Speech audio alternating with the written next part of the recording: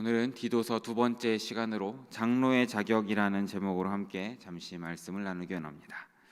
디도는 바울의 동역자이자 충성된 복음의 일꾼이다라고 말씀을 드렸습니다. 그래서 바울과 함께 그레데 섬에 갔다가 바울의 목회 부탁을 받고 그레데에서 일생 동안 그레데 교회를 섬긴 사람으로 알려져 있습니다. 그레데는 지중해 연안에서 가장 멸시받고 천대받는 곳이었지만 디도는 바로 이곳에서 생애 마지막까지 목회를 했다라고 지난 시간 말씀을 나누었습니다. 그래서 오늘 본문을 보면 바울이 디도를 대체 왜 이 그레데라는 섬에 남겨두었는지 이유를 밝혀주고 있습니다. 우리 5절 말씀을 먼저 함께 다시 한번 읽어보겠습니다. 5절입니다. 내가 너를 그레데에 남겨둔 이유는 세우게 하려 함이니. 아멘. 디도를 그레데에 남겨둔 이유는 두 가지로 이렇게 되어 있습니다. 하나는 남은 일을 정리하려는 것이고 또 하나는 각 성의 장로들을 세우려고 남겨두었다라는 것입니다. 남은 일을 정리하기 위함이라는 것은 여기서 보면 좀 어렵게 느껴질 수도 있는데 우리가 전에 보았던 개역 한글 성경을 보면 부족한 일을 바로잡기 위해서다라고 기록하고 있습니다. 부족한 일을 바로잡기 위해서. 바울이 그레데 섬에 가서 교회를 개척했고 여러 곳에 교회를 세웠는데 어려움이 많았다고 합니다. 왜냐하면 이곳에는 교회를 대적하는 사람들이 참 많았기 때문이죠. 그래서 우리가 다음 시간에 살펴볼 10절부터 말씀을 보면 그레데 섬에 어떤 사람들이 살았는지 자세하게 설명이 되어 있습니다. 10절에 보면 속이는 자가 나오고 11절을 보면 가정을 무너뜨리는 자들이 나오고 12절에는 거짓말쟁이와 게으름뱅이가 있었고 15절 16절에는 하나님을 시인하지만 행위로는 부인하는 그런 선한 일을 버리는 사람들이 있다라고 기록이 되어 있습니다. 이런 사정을 잘 알고 있었던 바울은 이제 다시금 디도에게 이들의 잘못된 점을 바로잡아서 좀 정상적으로 교회를 다시금 세워봐라 라고 해서 디도를 이 그레데 섬에 남겨두었다라는 것입니다. 교회가 힘써야 할 일 중에 하나가 바로 잘못된 것을 제대로 잡는 것이 아니겠습니까? 교회가 세상과 같이 서로 싸우고 속이고 가정을 파괴하고 악한 일을 도모한다면 교회라고 할 수 없다라는 겁니다. 사랑하는 여러분, 교회는 세상과 구별되어야 함을 믿으시기 바랍니다. 거룩한 공동체여야 한다는 것이죠. 그래서 악은 그 모습이라도 버리고 사랑과 의와 화평을 추구하면서 선한 일을 도모할 수 있어야 한다라는 것입니다. 이렇게 교회는 세상의 본이 되고 빛이 되어야 하는 것이죠. 그럼 이런 교회가 되기 위해서는 어떻게 되겠습니까? 바로 우리 한 사람 한 사람의 내적인 변화가 가장 먼저 일어나야 되는 것입니다. 우리의 변화가 없으면, 우리의 말과 행실의 변화가 없으면 교회가 변하기라는 것은 어렵다라는 것입니다. 사랑하는 여러분, 모든 변화의 시작은 나 자신으로부터 시작이 되는 것입니다. 내가 변할 때 우리 영일교회도 새로워질 수 있음을 기억하시기 바랍니다. 그래서 우리가 스스로 변화를 위해서 필요한 것이 무엇이겠습니까? 바로 우리가 영성 훈련을 해야 되는 것이고 경건의 훈련을 놓지 말아야 된다라는 것입니다. 그래서 영성신학자인 리처드 포스터는 이런 말을 했습니다. 영적 훈련은 하나님의 은혜의 통로이다 라고 말을 했죠. 그러면서 영적 훈련은 씨를 뿌리는 것과 같은데 씨를 뿌릴 때 열매를 거둘 수 있듯이 훈련을 통해서 영적 기초를 놓아야 좋은 열매를 거둘 수 있다라고 우리에게 가르쳐주고 있습니다. 우리가 기도의 유익을 얻으려면 어떻게 해야 됩니까? 기도의 훈련을 해야 되는 것이죠.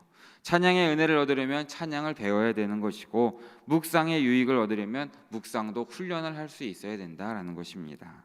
이런 영적 훈련을 통해야 하나님의 은혜의 통로가 우리의 삶 가운데 열리게 되는 것이고 또 우리를 통해서 우리 영일교회도 변화되게 된다라는 것을 우리는 늘 마음에 새겨야 되는 것입니다.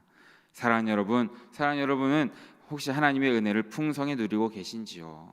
정말 우리가 삶을 새롭게 하는 하나님의 은혜를 늘 경험하고 계신지요?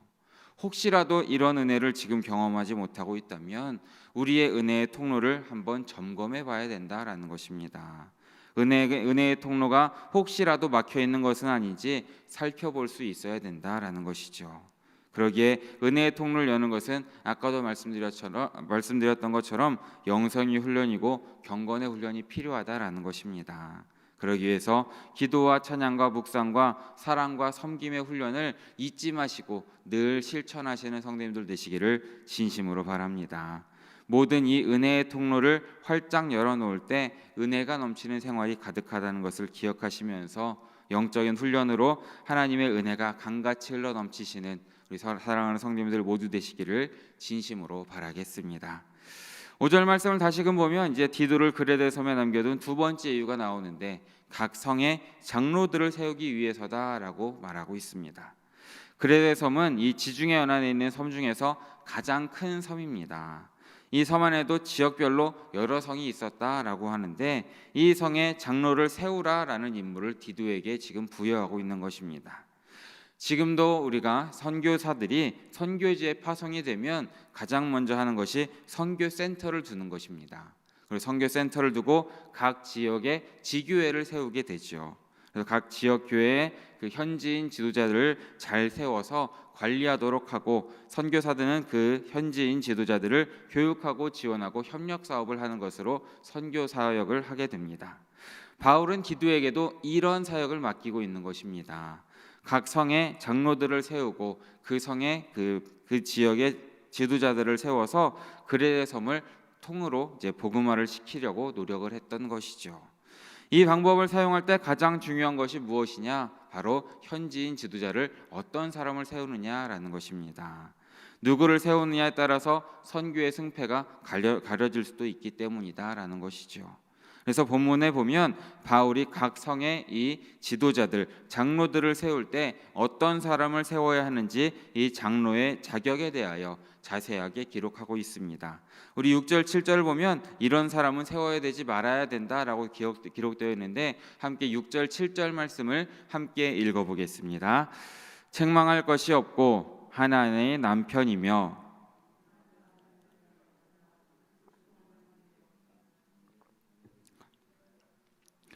감독은 하나님의 청지기로서 책망할 것이 없고 제 고집대로 하지 아니하며 급히 분내지 아니하며 술을 즐기지 아니하며 구타하지 아니하며 더러운 이득을 탐하지 아니하며. 아멘.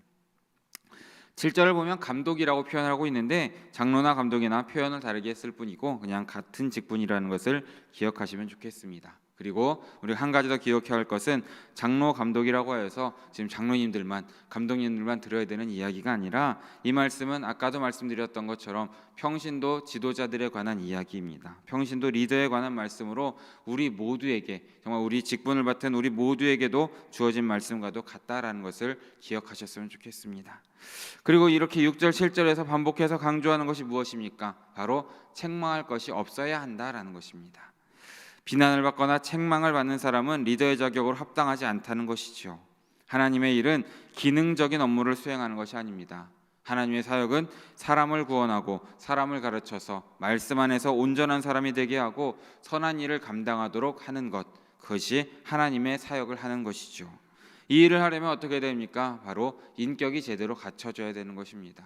그리스도의 향기를 뿜는 사람이 되어야 된다라는 것이죠.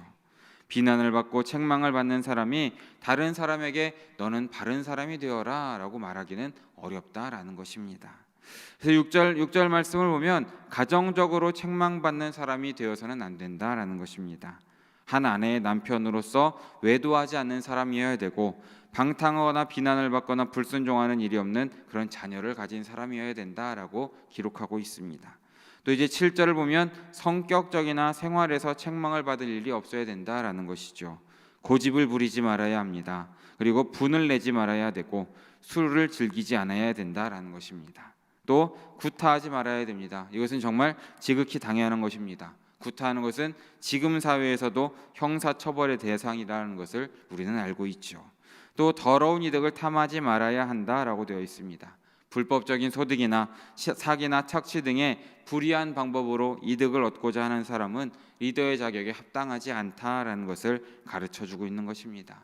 우리가 기억해야 될 것은 그리스도인은 수고하고 땀 흘린 대가로 얻은 수익을 하나님의 뜻대로 바르게 사용하는 그런 자세가 우리의 삶 가운데 준비되어 있어야 된다라는 것입니다. 그리고 이제 8절 말씀을 보면 이런 사람을 세워라 라고 말씀을 하고 있습니다. 우리 8절 말씀을 함께 읽어보겠습니다. 오직 나그네를 대접하며 선행을 좋아하며 신중하며 의로우며 거룩하며 절제하며. 아멘. 이 나그네를 대접할 수 있는 사람, 이런 사람은 이제 이타적인 사람을 가리키는 것입니다. 선행을 좋아하는 사람은 심성이 착한 사람이고요. 신중한 사람은 사려가 깊은 사람입니다. 또 의롭고 거룩하고 절제한다라는 것은 성숙한 신앙의 인격을 갖추었다라는 것입니다. 바로 예수 그리스도를 따르는 사람에게서 나타나는 성품이다라는 것입니다. 그러니까 이 6가지 말씀을 살펴보면 하나님의 뜻을 생각하고 예수 그리스도의 마음을 품은 사람이 바로 장로의 자격에 합당한 사람이다라는 것을 우리에게 가르쳐 주는 것입니다. 사랑하는 여러분, 진정한 권위는 인격에서 나오는 것입니다. 이 인격, 예수 그리스도를 따르는 인격이 리더에게 있어서 가장 중요한 덕목임을 기억하시기를 진심으로 바라겠습니다. 또 이어서도 함께 가르쳐 주는 것이 이제 9절 말씀입니다. 우리 9절 말씀을 함께 읽어보겠습니다. 믿음 말씀의 가르침을 그대로 지켜야 하리니 이는 능히 바른 교훈으로 권면하고 거슬러 말하는 자들을 책망하게 하려 함이라. 아멘. 리더의 직분, 또 장로의 직분은 하나님의 일을 하도록 주어진 직분이라는 것입니다. 그러므로 리더로서 세움을 받은 사람은 하나님의 일꾼으로 부름받았다는 사실을 잊어서는 안 되고, 나를 세우신 그 하나님의 말씀을 청종하고 하나님의 말씀대로 지시를 받아야 된다라는 것입니다. 그리고 교회에서도 하나님의 말씀을 기준으로 살아가야 된다라는 것을 우리에게 가르쳐 주는 것입니다. 말씀이 기준이 되어 있지 않은 가르침이나 권면은 인정받을 수 없다라는 것이죠. 하나님의 말씀으로 우리가 먼저 바로 세워지고, 그러므로 교회가 바르게 세워질 수 있어야 된다라는 것입니다. 하나님의 말씀으로 권면하고 말씀으로 책망하고 말씀으로 인도해야 되는 것입니다. 이 말씀이 디모데후서 3장 16절 17절의 말씀에도 나와 있습니다. 우리 디모데후서 3장 16절과 17절 말씀을 보면, 모든 성경은 하나님의 감동으로 된 것으로 교훈과 책망과 바르게 함과 의로 교육하기에 유익하니 이는 하나님의 사람으로 온전하게 하며 모든 선한 일을 행할 능력을 갖추게 하려 함이라 라고 기록하고 있습니다. 하나님의 말씀이 사람을 온전하게 하고 하나님의 말씀이 선한 일을 행할 능력을 갖추게 한다라는 것을 우리는 늘 마음에 새겨야 되는 것입니다. 그러기에 우리도 하나님의 말씀으로 가르치고 하나님의 말씀으로 지도하고 하나님의 말씀으로 권면해야 한다라는 것을 믿으시는 성도님들 모두 되시길 진심으로 바라겠습니다. 오늘 말씀을 마무리하면서 오늘 말씀을 다시 한번 생각해 보면, 이제 평신도 지도자들, 평신도 리더를 어떻게 세워야 되는지에 대해서 함께 살펴보았습니다. 그런데 오늘 말씀을 다시금 한번 생각해 보면, 이런 기준대로라면 정말 아무도 지도자가 되지 못할 수도 있겠다라고 생각하실 수도 있을 것 같습니다. 너무나 높기 때문입니다.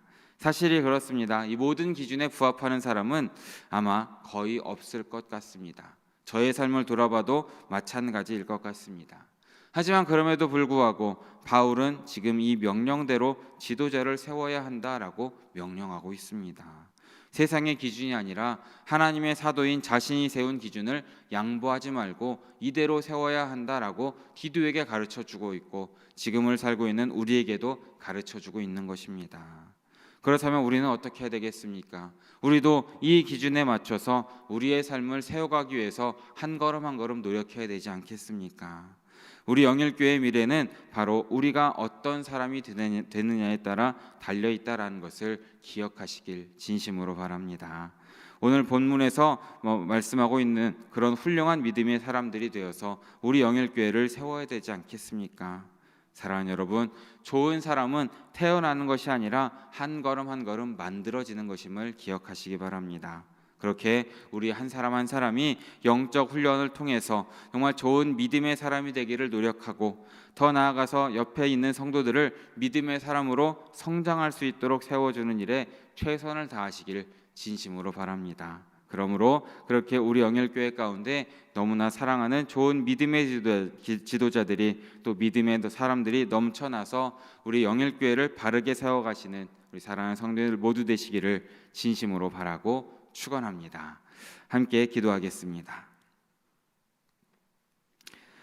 사랑해 주님 너무나 감사합니다. 오늘 새벽에도 잊지 않고 나와서 또 각자의 자리 가운데에 주님께 예배하고 주의 말씀을 들을 수 있도록 불러주심에 다시 한번 감사드립니다. 주님을 섬기는 데 있어서 하나님을 경외하는 자로서 우리가 무엇을 더 중요하게 생각하고 무엇에 더 마음을 쓰고 또 무엇에 마음을 갖고 해야 되는지 말씀을 통해 다시금 깨닫게 하심에 너무나 감사드립니다. 주님, 우리가 세상의 기준을 두는 것이 아니라 하나님을 경외하고 하나님을 바라봄으로 믿음의 사람이 되어서 주님 뜻에 합당한 삶을 살아가는 삶이 될 수 있도록 인도하여 주시옵소서. 그러므로 주님께서 맡겨주신 그 모든 사명을 잘 감당하는, 그렇게 하나님의 나라를 세워가는 우리 모든 영일의 성도들 될 수 있도록 주님께서 붙잡아 주시고 역사하여 주시옵소서. 모든 말씀 함께 하시는 예수 그리스도의 이름으로 기도드립니다. 아멘.